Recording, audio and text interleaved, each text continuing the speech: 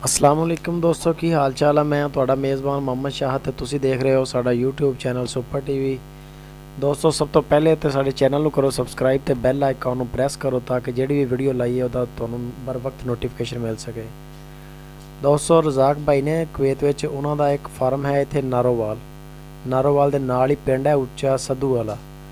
ਉੱਥੇ ਰਜ਼ਾਕ ਭਾਈ ਦਾ ਫਾਰਮ ਹੈ। ਉਹਨਾਂ ਨੇ ਸਾਨੂੰ ਵੀਡੀਓ ਭੇਜੀ ਆ। ਉਹਨਾਂ ਦੇ ਕੁਝ ਘਰੇਲੂ ਪ੍ਰੋਬਲਮ ਹੋਏ ਯਾਨੀ ਕਿ ਜਿਹਦੀ ਵਜ੍ਹਾ ਤੋਂ ਨਾ ਉਹ ਸਾਰਾ ਮਾਲ ਸੇਲ करना चाह रहे हो। तुसी देख रहे हो कि सारा माल है ना एक हाथानुमा फार्म है वो सारा खड़ा है और सारा फार सेल है सारा, यानी कि जिन्ने भी छोटे बड़े जानवर है। नीली दी मझां बड़ियां सोहणियां और इन्होंने तकरीबन सानू सारी डिटेल दसी है। वो मैनू खुद नूं याद नहीं है इस टाइम कि की दस्सिया है। ये काफ़ी मझां उन्हां दीयां गब्बण नवीआं होईयां, गाइयां नवीआं होईयां ते ये जिहड़ा यानी कि दुध भी दे रही माशाअल्लाह। जे अगर किसी भरा नूं माल इन्हां दा चाहीदा होवे पसंद आवे तो तुसीं रज़ाक भाई दे भाई ने पाकिस्तान दे विच मुश्ताक भाई ज़िला नारोवाल दे करीब कोई पिंड है इन्हां दा। उत्थे तुसीं इन्हां नाल राबता करो जाके तुसीं फार्म ते उत्थे माल देखो, माल पसंद करो ते मंडी दे व्यापारियां तो ठग्गां तो बचो। पिंड दा घर दा माल आ एक जगह ते खड़ा मुनासिब मिल जाएगा, सस्ता मिल जाएगा।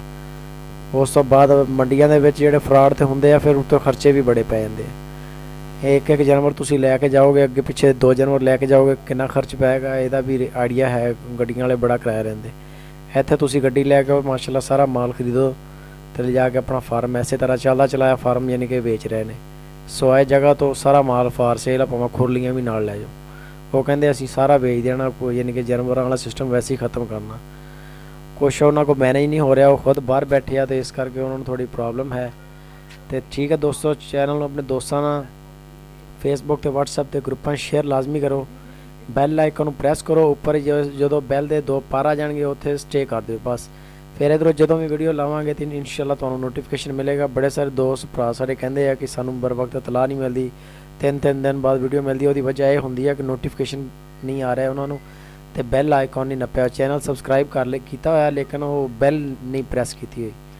ठीक है दोस्तों, इंशाल्लाह इस तरह अगे मिलते नवीं वीडियो। चैनल वीडियो नूं लाइक करो, कमेंट करो। ओके अल्लाह।